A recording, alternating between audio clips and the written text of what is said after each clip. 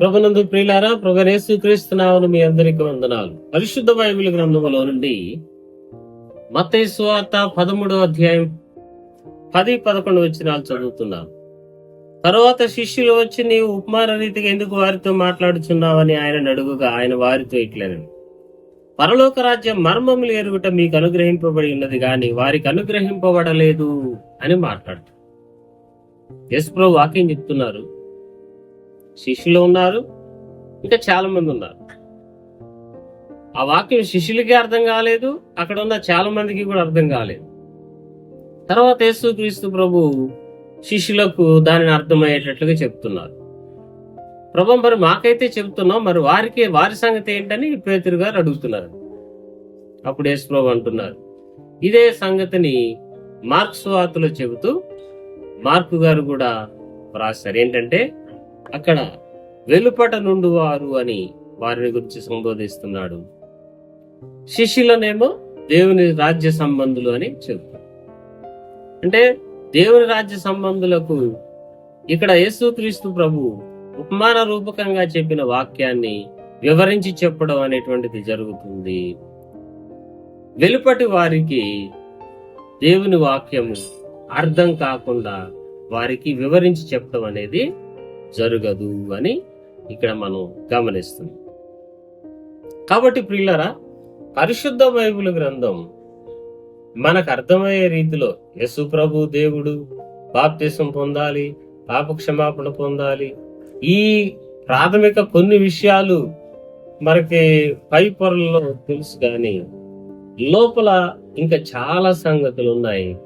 అవన్నిటినీ కూడా పరిశుద్ధాత్మ దేవుడు ఏ ఆత్మావేశం వలన రహస్యంగా బైబిల్ గ్రంథాన్ని వ్రాయించారో, ఆ ఆత్మావేశం వలన కొంతమంది ప్రత్యేకమైనటువంటి పౌలు లాంటి, లేదా దైవజనుడు అద్దెగ్రంథి తోపిరి గారి లాంటి వ్యక్తులను ఏర్పాటు చేసుకొని ఆ సంగతులను మనకు అందిస్తారు. ఈ విషయాన్ని మనం గమనించాలి. అందరికీ అవి తెలియవు, అందరికీ అవి అర్థం కావు. ఈ విషయాన్ని కూడా మనం గమనించాలి. ప్రత్యేకమైనటువంటి ఆత్మాభిషేకం ఇచ్చి దేవుడు వారిని వాడుకుంటారన్నమాట. అదే పౌలన్న కొలస్సీ పత్రికలో చెప్పాడు, ఇంతకుముందు మీ దృష్టికి తీసుకుని వచ్చాను.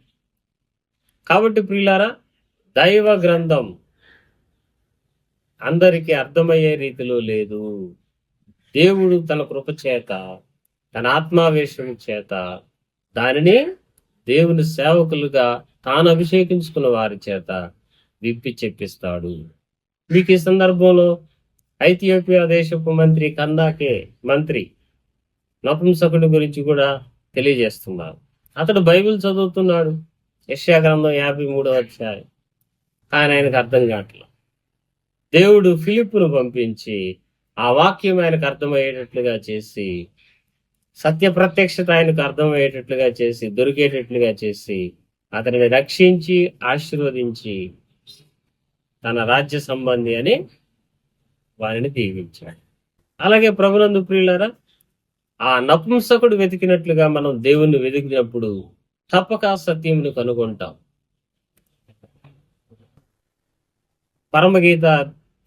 ప్రసంగి గ్రంథంలో చెప్పబడిన ప్రకారం లోతైనది సత్యము లోతుగాను బహుదూరంగాను ఉన్నది, దాన్ని కనుగొని వారు కొందరే.